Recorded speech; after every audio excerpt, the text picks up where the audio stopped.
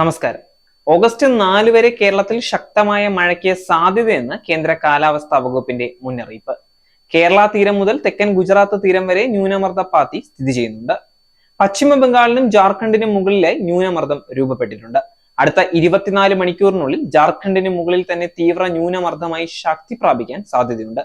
ഇതിന്റെ ഫലമായി ഓഗസ്റ്റ് 2 മുതൽ 4 തീയതികളിൽ ശക്തമായ മഴയ്ക്ക് സാധ്യതയെന്ന് കേന്ദ്ര കാലാവസ്ഥാ വകുപ്പ് അറിയിച്ചിട്ടുണ്ട്. അടുത്ത 3 മണിക്കൂറിൽ കേരളത്തിലെ തിരുവനന്തപുരം, കൊല്ലം, ആലപ്പുഴ ജില്ലകളിൽ ഒറ്റപ്പെട്ട ഇടങ്ങളിൽ ശക്തമായ മഴയ്ക്കും മണിക്കൂറിൽ 40 കിലോമീറ്റർ വരെ വേഗതയിൽ വീശിയേക്കാവുന്ന ശക്തമായ കാറ്റിനും സാധ്യതയുണ്ടെന്നും കേന്ദ്ര കാലാവസ്ഥാ വകുപ്പ് അറിയിച്ചിട്ടുണ്ട്. അതേസമയം ഉരുൾപൊട്ടൽ ഉണ്ടായ വയനാട്ടിലെ രക്ഷാപ്രവർത്തനത്തിൽ വിശാലമായ യോജിപ്പുണ്ടെന്ന് മന്ത്രി പി രാജീവ് പറഞ്ഞിട്ടുണ്ട്.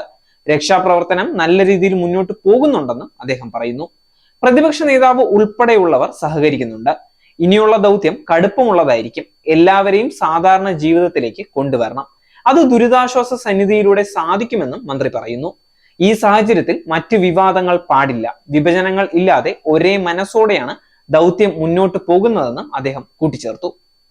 വയനാട്ടിൽ രക്ഷാപ്രവർത്തനത്തിന്റെ 4ാം ദിവസം ദുരന്തഭൂമിക്ക് സമീപത്തുള്ള വീട്ടിൽ ഒറ്റപ്പെട്ട നിലയിൽ താമസിക്കുകയായിരുന്ന 4 പേരെ 2 സ്ത്രീകളെയും 2 പുരുഷന്മാരെയുമാണ് പടവെട്ടിക്കുന്ന് എന്ന സ്ഥലത്ത് വീട്ടിൽ കണ്ടെത്തിയത്. കാഞ്ഞിരക്കത്തോട്ട് ജോണി, ജോമോൾ, എബ്രഹാം, ക്രിസ്റ്റി എന്നിവരെയാണ് രക്ഷപ്പെടുത്തിയിരിക്കുന്നത്.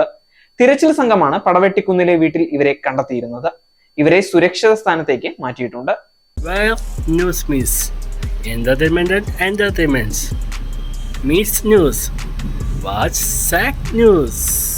നേരിന്റെ വാർത്തകൾ നിങ്ങളുടെ വിരൽത്തുമ്പിൽ എത്താനായി സാക് ന്യൂസ് ചാനൽ സബ്സ്ക്രൈബ് ചെയ്തും ഷെയർ ചെയ്തും ഒരു ശരിയായ മാധ്യമ നിലപാടിന് പോകാൻ ഞങ്ങൾ നിങ്ങളെ ക്ഷണിക്കുന്നു.